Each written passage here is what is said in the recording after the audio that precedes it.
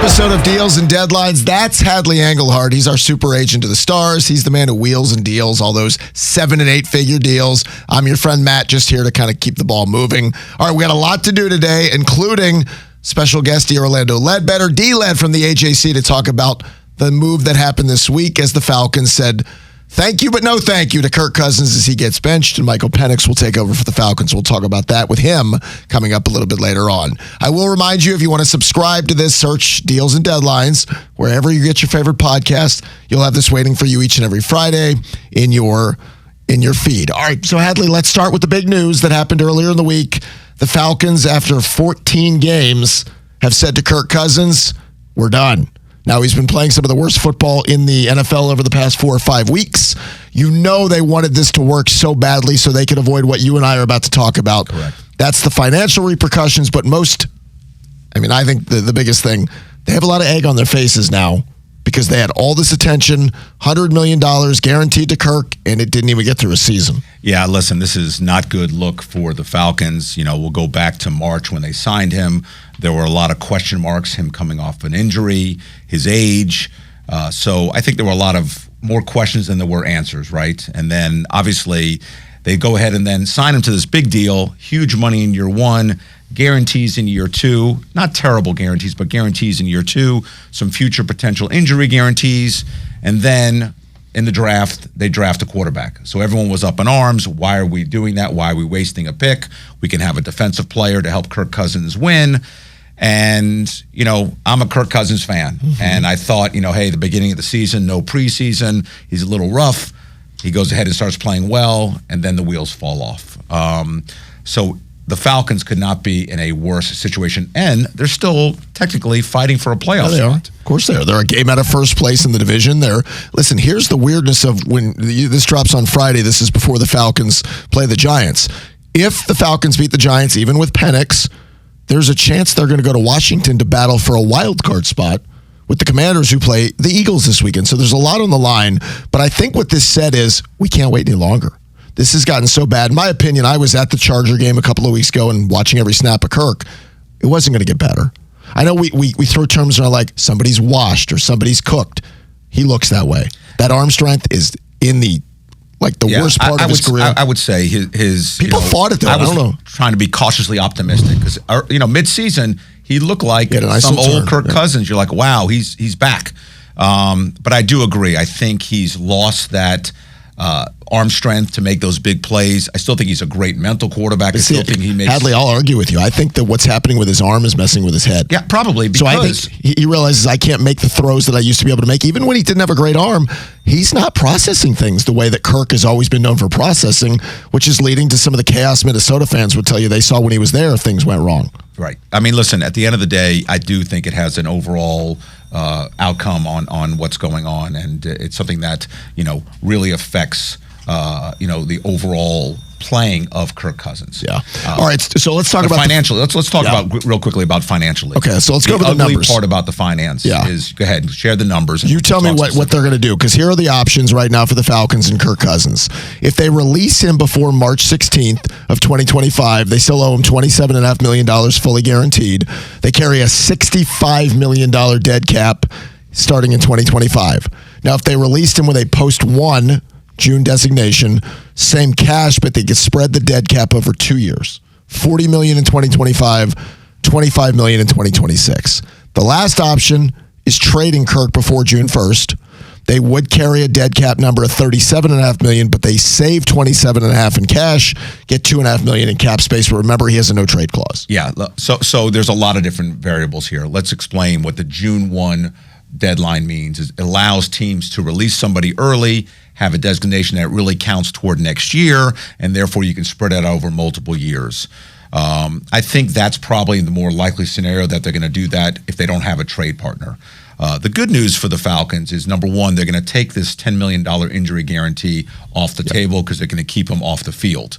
The bad news is you've got to find a trade partner, and I don't know if anyone's going to give much up for Kirk Cousins knowing what he's done. His salary next year for another team, it's not terrible. No. To have a quarterback, even a backup quarterback, if you have a young stud that you feel like can take us, but we want a true quality backup, to spend $25 million on that. It's great that we're talking, right? $25 million. It's cheap money to have a backup. In NFL terms. But for I would say for 2 or 3 teams, it may be the right fit. And again, this no trade clause is a big deal because Kirk will decide, I want to go there, I don't want to go there. So it's going to take some leverage away from the Falcons. Let's just talk about Atlanta now. But wait, before you do that, though, the trade thing, if Kirk says no to a trade and says, just release me, I'll pick where I'll go. You got to give him his money. Then he decides everything. So if he wants, that trade clause can be invoked in that way of, no, I don't want to go there. I'm not saying yes to anything. Correct. And he'll play for the league minimum for that new team. So therefore, any offset language, they'll pay him $1 million, we'll say. And the other $24 million is paid for by the Atlanta Falcons. Okay, so now the Falcons part of it. Yeah, the Falcons are in a tough position now because, number one, they're playing a rookie who's basically never played. Yep. We're at the final stretch of the season. And the good news for Penix is 2 of the 3 games, Giants, and they close with the Panthers, are bad teams. Right. And they're home. And they're home. Right. So there's something in his favor.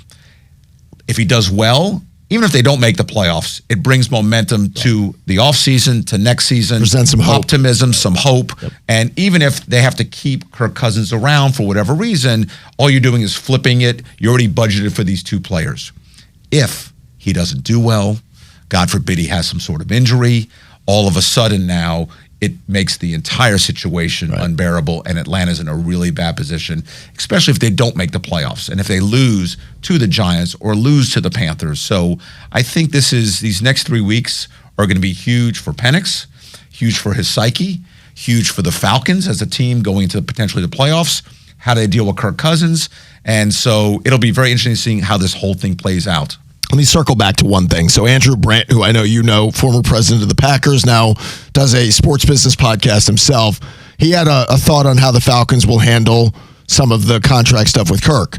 He says he will be released in March post June 1 designation assigned to him. He'll make his $27.5 million next year, or another team after making $62.5 this year with a total of $90, which is what the money was. He won't make his $10 million guarantee, which would happen if he's on the roster March 16th. The Falcons will have paid $90 million for a partial season.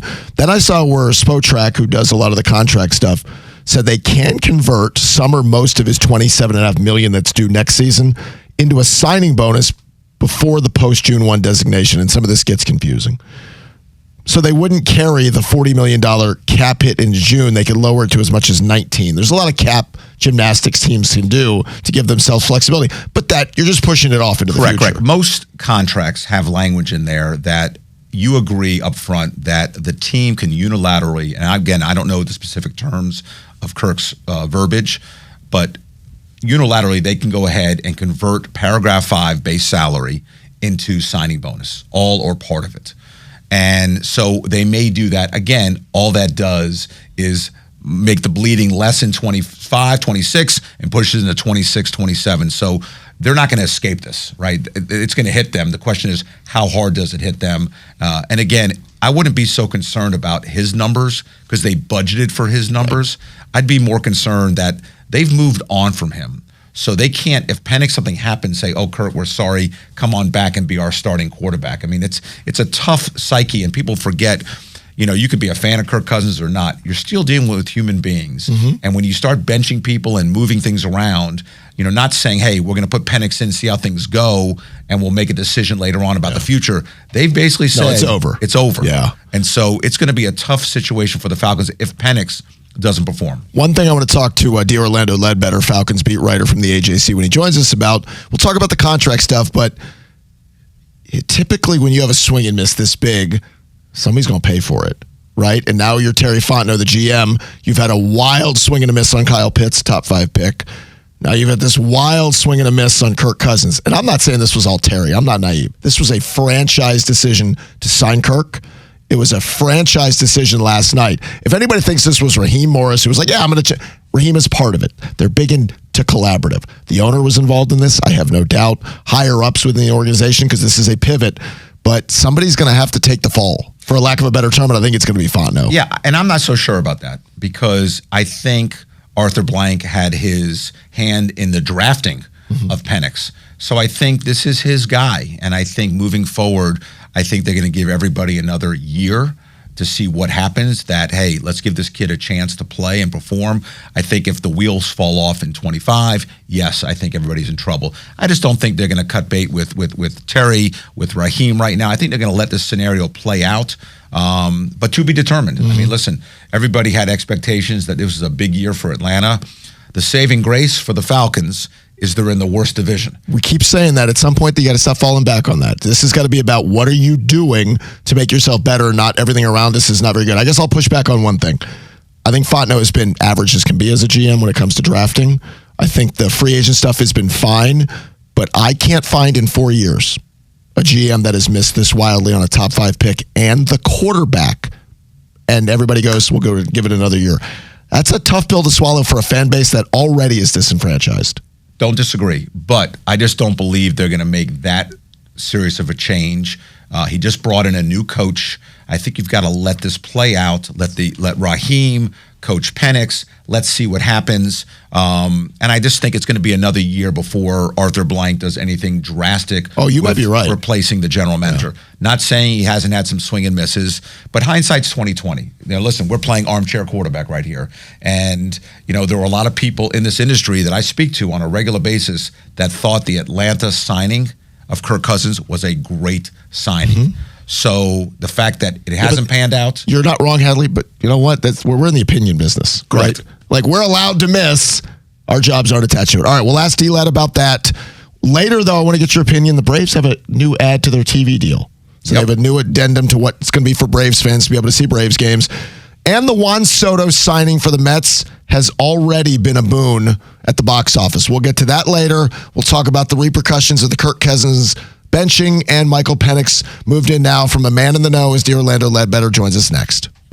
All right, we continue with this episode of Deals and Deadlines, all the sports business stuff. And in Atlanta this week, there has been a big sports business and football story front and center. To talk about that with us, Falcons beat writer D. Orlando Ledbetter from the Atlanta Journal-Constitution. He joins us on Deals and Deadlines. D-Led, we appreciate you joining us. Let's start with the Kirk Cousins part of the Penix-Cousins discussion. I'm sure the Falcons, they fought this decision. They didn't want to make it for the obvious money part of it, the business part of it, because of the salary cap implications.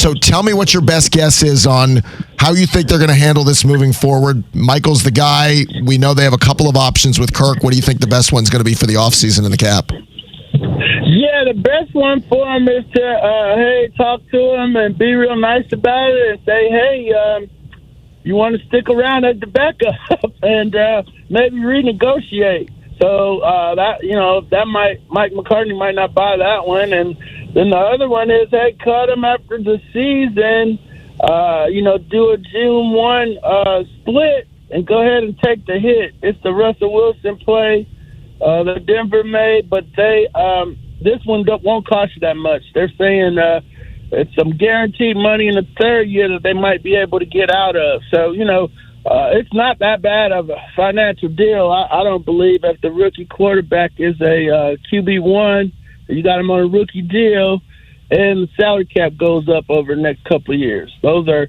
some of the options with Kirk Cousins for the Falcons. Yeah, D-Led, we were talking about this earlier, Matt and I, about the situation that they're in doesn't really, I don't think, change financially because they had already budgeted, for these two players to be on the roster. Obviously, now they're going to flip it. The bigger question is, how does Kirk take it as a backup? Does he feel like, hey, if I go into next year as a backup, am I really a backup? Because they may pull him if he doesn't do well or he's an injury away and then I'm back on the forefront. Do you think there's any trade value if they really try to go ahead and trade him? Do you think there's any trade value that somebody would give something up for someone like Kirk Cousins coming off of this year? Yeah, I was told that there wouldn't be much of a there's a market, certainly, for veteran quarterbacks that have started and so forth. That's okay. But, no, do you want to take the money? That's the problem that I heard about trading him. So, there'll be some suitors, but they might not want to pay the price that the Falcons have out there on him, is what I'm hearing. Yeah, we have to remember, by the way, Matt, it's not even the trade of what do the Falcons want in return for compensation. It's going to be what does this new team want to accept financially? Are they going to pay $25 million and take it all? Or does Atlanta say, hey, you know what, we'll take 10 and you'll take 15, and therefore everybody wins. Kirk may have to do some sort of an extension part of the trade. Does it also change from a 6th-round pick to a 5th-rounder, depending on the compensation? Well, and D-Lad, that's, I think, what I want to talk about, too. I mean, Arthur Blank, quite obviously, and this is an understatement, can't be happy. I'm sure this was a collaborative decision. They're big with that word up there. This wasn't all Terry Fontenot. It was Terry, the front office. When it's a decision this big, Mr. Blank, I'm sure, is involved. So what do you think his feeling was when the decision was finally made, when Raheem and Terry and the front office and Arthur were together and they said, all right, we're closing the chapter on Cousins and we're opening up Penix? How do you think Mr. Blank takes the news? Yeah, I think he takes it well, Matt. And only reason I say that because when you look at the quarterback market this year, and Baker Mayfield gets $33 million, Tua gets what he gets, Trevor Lawrence gets $250. It's one more Dak, $60 million a year. So yeah, they paid. They're going to end up paying $60 million for 14 games for Kirk. Worst case scenario, he's probably okay with the fact that if this kid's going to go out and win, they got a quarterback. They didn't have one before, so it's kind of nuanced. If you got to get into the quarterback market, what all these other guys are getting at $60 million a year. And the Kirk Cousins deal, I don't understand the uproar. This is a very team-friendly deal. Yeah, it's going upside down on you, but, you got some avenues to save some of it. You can do the trade, or you can do a renegotiation, or you can do, get money from the third. Well, I'll tell you this. There will be no renegotiation. I mean, by no means. I know. I got to consider everything. Yeah. But that we could take that off the table. The other thing that we have to, like a true agent, we have the other thing. And listen, the no trade obviously gives him the power to. No trade means we just can't trade you. We will discuss with you and find a happy place. And if there is, he will accept it because he's going to move on from it. The other thing that we haven't talked about that goes into where do they move on, even financially, is if they're going with Penix, you now have to look at the offensive tackle position. Sure. Because now you have a different blind side, which right? Is Caleb McGarry, which is scary. Right. So that becomes another issue of, what do you do short term over the next 3, maybe more games that they make the playoffs? But more importantly, what do you do moving forward? And so that becomes another issue. And there's still a lot of holes to fill on this team moving forward. So it's, you talk about Pitts and you talk about other players that haven't gotten to the forefront. There's injuries and there's a lot of different things that come into play. I just think that with Atlanta, there's more questions than answers. And now you're coming down to the final stretch. You make this change. The guy's not played all year. What does it do? Good news is they're playing the Giants at home. And so let's talk about that, though, D-Led. What do you expect game plan-wise? Is it going to look like it did in Vegas where they're conservative? Now, they didn't trust Kirk, and that was obvious, but conservative because it's Michael's first start? Do you think they let him air it out? Oh, no, it's bombs away. Bombs away on Sunday. But, yeah, let's start with the tackle stuff, Matt, because, that's an issue. We go back to Michael Vick here, and they had to switch Todd Weiner from left to right and pay him like a left tackle to keep his blind side protected. I don't trust McGarry over there for that job, but we'll see what they do because he struggles against elite pass rushers. But you do have Storm Norton, who's played much better than McGarry in pass protection. So, that's one of the questions today is, hey, what are you doing over there? Are you going to make Charlie Warner stay in and help him as a tight end chip blocker? Or are you going to try to quick game it and not put him in jeopardy? So, but as far as the air show that I'm anticipating, if you watch Penix and you watch Washington last year, I saw about 5 games and him and Rome Aduze were the best couple out there, I thought. They really slung that ball around and made it all the way to the championship game. So, I haven't seen practice because they don't let us practice get it in the, past the stretching anymore. But what I'm hearing from Jesse Bates and AJ Terrell and them is that, hey, they call the guy Velcro because he sticks the ball on people. Let's hope that's the case. I do.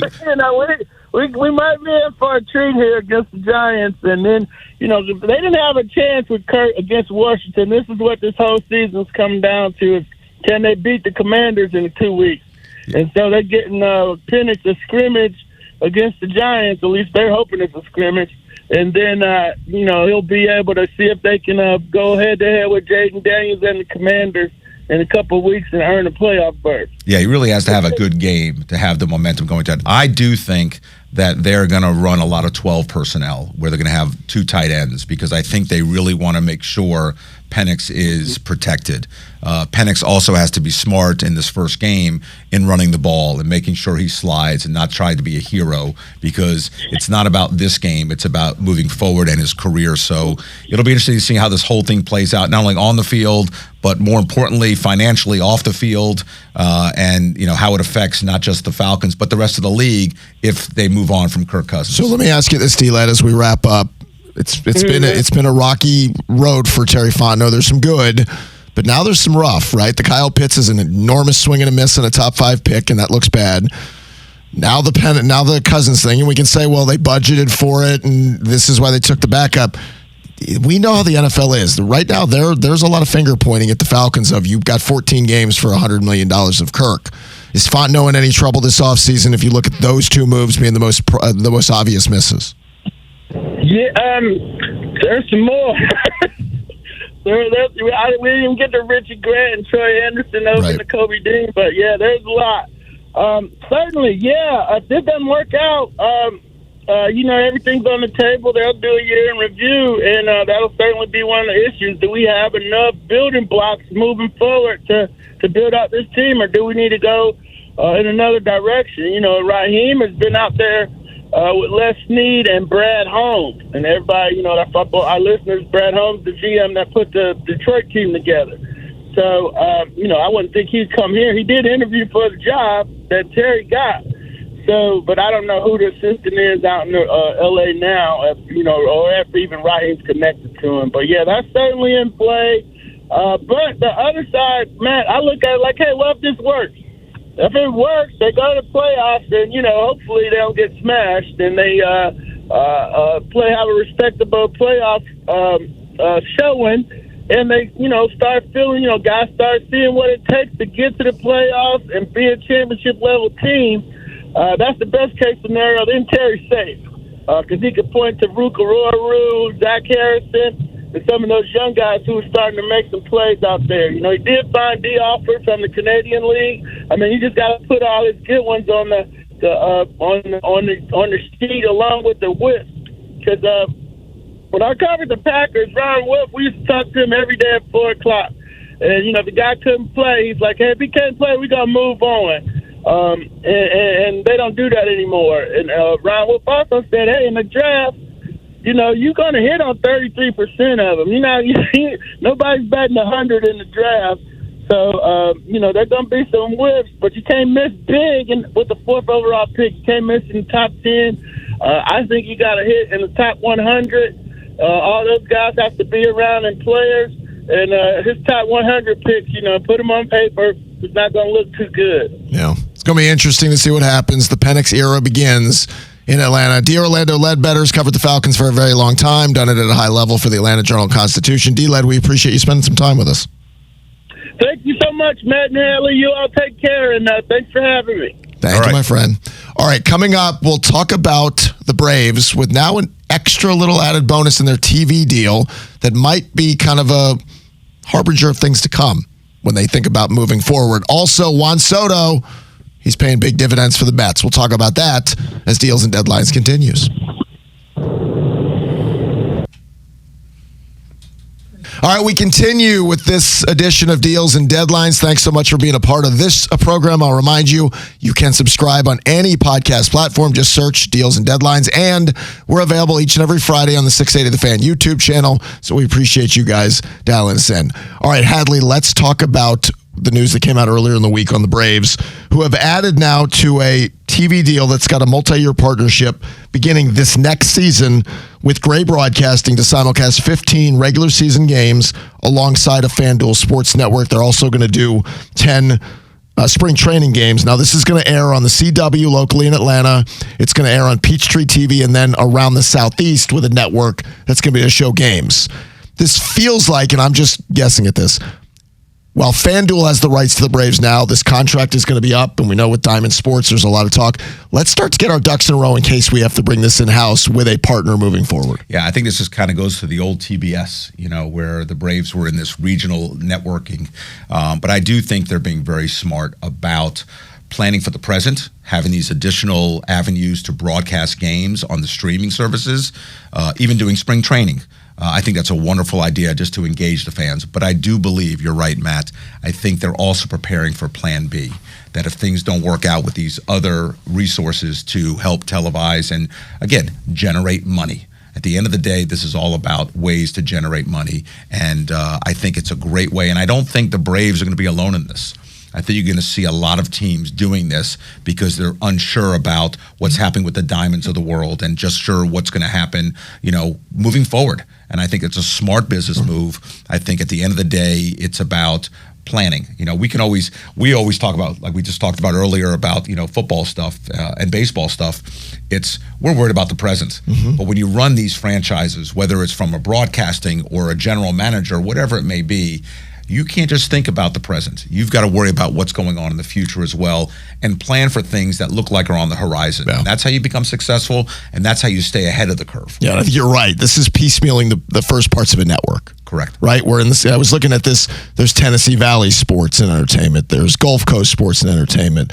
There's the Palmetto Sports and Entertainment. So what you're doing is you're cobbling together something that if and when Diamond Sports, who is, again, in charge of running FanDuel, or the Braves just decide at the end of this TV deal, we think there's a more lucrative package for us to combine a digital with an over-the-air. Now they've got those pieces and parts together they can move forward with. So I think that makes sense. All right. Let's not forget, these networks, South Carolina, Tennessee, Mississippi, Alabama, they're being very smart about protecting their fan base. Yeah, Braves country in the Southeast, the people travel here, sure. Correct. And I just think it's a national brand now, but also they've got to keep it homegrown, and I think it's such a smart move to protect that brand, and I think you're going to find other teams doing it as well. All right, up in New York, the Juan Soto news is the Mets signed their star player. They were hoping for a quick ripple effect on the business side of things, and they're seeing that. So after signing Soto to the $765 million deal 9 or 10 days ago, Soto now has become a big box office hit for the Mets. They have a club record for opening day of single game tickets already sold through mid-December. The doubling in season ticket sales for the 2025 season in this 6 or 7 day period is a huge uptick from a year ago. They've doubled their spring training ticket sales. They've seen their luxury boxes, their Delta 360 Club, and other areas have sold out with a wait list for the first time. The Mets have not disclosed the exact boost in season ticket sales, but the year-to-year increase it'll be one of the top-performing clubs in Major League Baseball. So for them, that part of it is going to be a huge boon. They probably will see an uptick as well in TV ratings. Again, we talked about this not being Shohei Ohtani, but on a smaller level, the Mets are getting what they wanted. Yeah, most definitely. Listen, it was a great signing for the Mets, at least on the PR standpoint. But listen, we can go back to Atlanta. When Atlanta signed Kirk Cousins, we sold out, right? So fans get excited. But at the end of the day, you've got to win games. And is Juan Soto and the rest of the staff going to continue to take them? Is he going to stay healthy all year? All these things, great short term, obviously. But you'd expect that with the Juan Soto, that no matter what franchise he went to, people would get really excited. They would want to be part of it.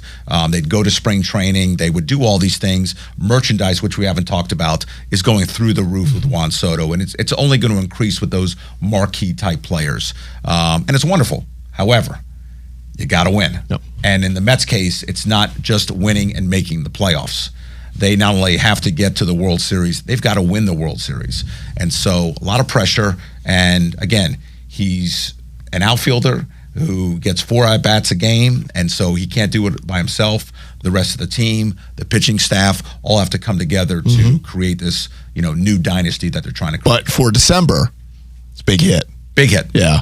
So let's talk about what happens next. So the numbers just keep growing. We keep waiting. Well, there's a ceiling. It's a $500 million player and a $600 and a $700. How close are we to the B word? When are we going to get a $1 billion player because it seems the way this growth has happened, it was 5 or 6 or 7 years ago that Bryce Harper, we're never going to see something more than Bryce Harper. Well, here we are with Juan Soto.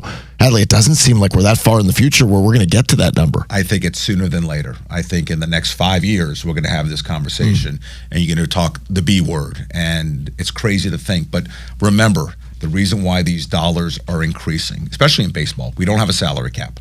So these owners who are wealthy can spend whatever they want. They'll spend money on that luxury tax. But there's more money. And they're making more money, and the value of the franchises are going through the roof. You're seeing owners selling portions of their franchise to generate short-term revenue to cover the cost of this stuff. What a crazy thing that private equity now is involved, and I'm selling 8% of my franchise, which doesn't change anything for me except you give me a check. And I dictate the value. Right? But if you want to be part of this, you have no voting rights. You don't have any say-so on operational stuff. You get some tickets. You get some tickets, and you get to brag to your buddies at the golf course that you are an owner of this team. Amazing thing, but you know what? That's what rich people can do, and God bless them. They got to spend it on something. Correct. And all it does is get the players wealthier, which as an agent in the business world, phenomenal. Sure. But you've got to, listen, not every franchise can do it. So you're only going to have a small amount of franchises do it. But I think it's great for the game. It's great for the fan base. And it's all good until it's not good. Of course. Right? I mean, listen, Juan Soto's deal, let's say he has a big year and they win a World Series. Wonderful. Well, it's not just a one-year deal. And if next year he doesn't do it or gets injured, and all of a sudden fans forget very quickly that we're dealing with human beings, and it's a game, and there's wear and tear, and there's a lot of things. So I just think if you win, it's great, and if you don't, everybody, bitches and moans, basically. Yeah. So when you guys are either watching this or listening to this, it drops on Friday tonight. We get ready for the 12-team college football playoff, and on Saturday, 3 more games. Hadley, right in the middle of all this, we're living in transfer portal, right? We're living in NIL. So these coaches who are in the playoff are juggling. I'm getting my team ready, but I'm also trying to keep roster management under control. And we have a lot of players putting their name in the portal, sort of as a threat of there's money to be made out there with the NIL dollars. Now, I know what a lot of college football fans don't like this. This is ruining the game, don't like it. From the player perspective, and you, Mr. Agent, don't you love the timing of the player because they're using this as their window for leverage to put their name in the portal? Well, your team's in the playoff. That's horrible. When's the better time for leverage? Most definitely. Listen, that's one of the areas, I have my own little pet peeves about the portal and NIL and things that I think should be done because it's the Wild West. One of the things that has to be fixed, no matter what, if we don't change those things, is the timing of the portal entry because it is affecting teams that are playing in these bowl games.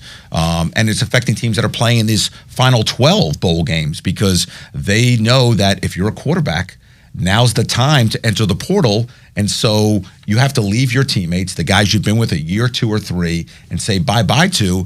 And fans are like, well, how can you do that? What's the loyalty? But if I have no future here, and this is the time I have to do it, the portal closes on the 28th. Right. So I have to enter the portal. And if I play and get hurt, I don't have that opportunity. So it's a double-edged sword. It's not good for the game. Yes, it's good for the teams that get the good players and are winning, but overall it's not a healthy environment. But the business of it probably is, and that's where we have to get our mindset, and this stinks for the old school college football fan. It's pro sports 2.0. It's a business now. Oh, and starting 25, it's revenue sharing. Yes. So it really is. The agreements moving forward are not going to be just with the collectives. They're going to be with the university as well. And so they're actually going to be paid players. And so it's something that, and even if you sign a multi-year deal, it's unilateral. You can the team can cut you and you can leave the team. So it means, the longevity is no longer there. The watching the player, that was a freshman and you watch him develop is gone. No. The non-power 4s are the new JUCO. That's the model now. I mean, if you're a good player, unless you're a superstar 5-star player, you're a 4 or 3-star player, you don't need to go to the Power 4 right now because you're not going to get on the field.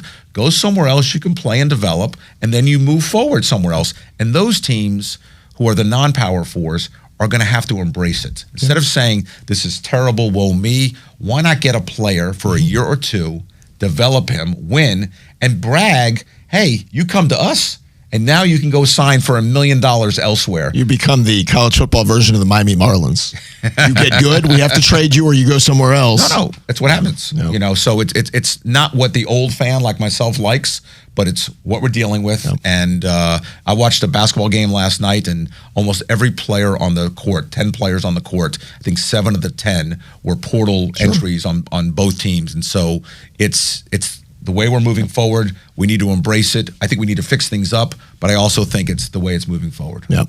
Speaking of moving forward, we'll move forward with another episode coming up next week. I'll remind you guys, search Deals and Deadlines on any podcast platform. You'll be able to find the show. New episodes drop each Friday, also available on the 680 The Fan YouTube channel. For Hadley, I'm Matt. Have a great week. We'll do it again next time for Deals and Deadlines.